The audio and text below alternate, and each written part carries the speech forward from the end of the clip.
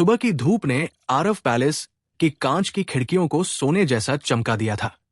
10 साल का एक लड़का, आरव सिंघानिया, अपने होवरबोर्ड पर पूरे महल में रेस लगा रहा था। उसके पीछे एक चमचमाता रोबोट भाग रहा था, रोबोजी, जिसकी गले में सिल्वर बोर्ड टाई थी। सर, ब्रेक लगाइए, वरना फिर से छत उड़ जाएगी, रोबोजी चिल्लाया। आरव जोर से हंसा। अरे रोबोजी, छत तो गोल्ड की है, टूटेगी नहीं, बस चमकेगी। महल के अंदर सब कुछ लग्जरी था। अपने आप खाना बनाने वाला किचन, उड़ने वाले स्केटबोर्ड, रोबोट नौकरानियां और बोलने वाले शीशे। पर आरव का दिल अकेला था। उसके मम्मी पापा साइंटिस्ट थे, हमेशा किसी विदेशी प्रोजेक्ट में बिजी रहते। सिर्फ रोबोजी और कुछ सर्वेंट्स उसके साथी थे। हर दिन वही स्कूल, होमवर्क और बोरिंग लग्जरी जिंदगी।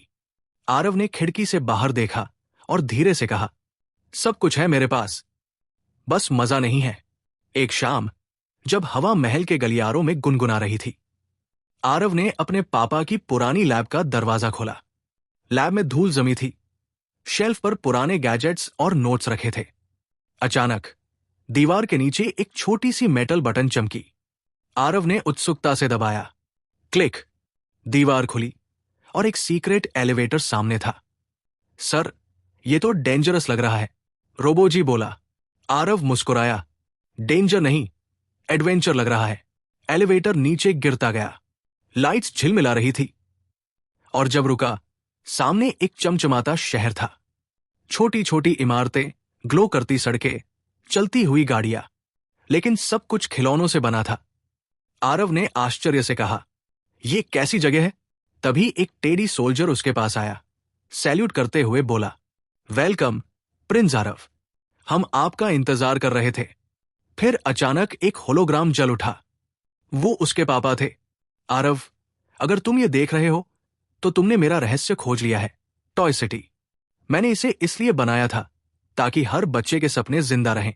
लेकिन सावधान रहना, कुछ लोग इस दुनिया को समझ नहीं पाएंगे। आरव की आंखें भर आई। पापा, रोबोजी ने मजाकिया अंदाज में कहा।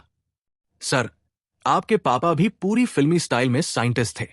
ऊपर महल में कोई और भी था, मिस्टर डैग, आरव का लालची चाचा। वो आरव की हर चीज से जलता था। एक दिन उसने आरव के कमरे के सीसीटीवी हैक कर लिए। टॉय सिटी, हाँ, अगर मैं वहां के खिलौने बेच दूं तो दुनिया का सबसे अमीर इंसान बन जाऊंगा। उसी रात वो अपने ड्रोन लेकर सीक्रेट एलिवेटर तक पहुंच गया और टॉय सिटी पर हमला कर दिया। आरव ने अपने पापा की बनाई हुई होवरवॉच पहनी और बोला, रोबोजी, डिफेंस मोड ऑन करो। पूरी टॉय सिटी रोशनी से जगमगा उठी। टॉय सोल्जर्स लाइन में खड़े हो गए। छोटे हेलीकॉप्टर उड़ गए और रोबोजी ने अपनी गोल्ड कैनन निकाली। तभी आरव की बेस्ट फ्रेंड कियारा भी आ गई। मैं न्यूज में देख के आई, तुम्हें हेल्प चाहिए थी ना? आरव मुस्कुराया। ऑलवेज। डैग के ड्रोन और टॉय सिटी के खिलौनों के बीच जबरदस्त जंग छिड़ गई। छोटे छोटे टॉय कार्स बम की तरह फट रहे थे और रोबोजी हर बार चिल्लाता, सर, मैं फाइटिंग के लिए डिजाइन नहीं हुआ था। जब सब कुछ टूटने लगा, आरव को अपने पापा का लिखा हुआ आखिरी कोड मिला, अगर कभी टॉय सिटी खतरे में हो तो तुम्हारा दिल ही उसे रीसेट करेगा। आरव ने समझ लिया। उसने अपनी घड़ी टॉय सिटी के कोर से जोड़ी और कहा, मैं आरव सिंघानिया, टॉय सिटी का रक्षक हूं। अचानक तेज रोशनी फैली। डैग के सारे ड्रोन बंद हो गए। टॉय सिटी फिर से सुरक्षित थी।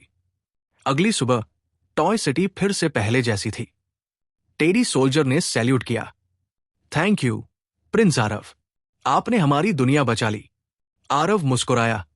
पापा के सपने को जिंदा रखना ही मेरा मिशन है, रोबोजी बोला। सर, अगला मिशन क्या है? आरव ने हंसते हुए कहा, बस एक छोटा सा ब्रेक और एक गोल्ड पिज्जा। सीख, असली अमीरी पैसे में नहीं होती, कल्पना में होती है। जब दिल बच्चा रहता है तो हर दिन जादुई लगता है।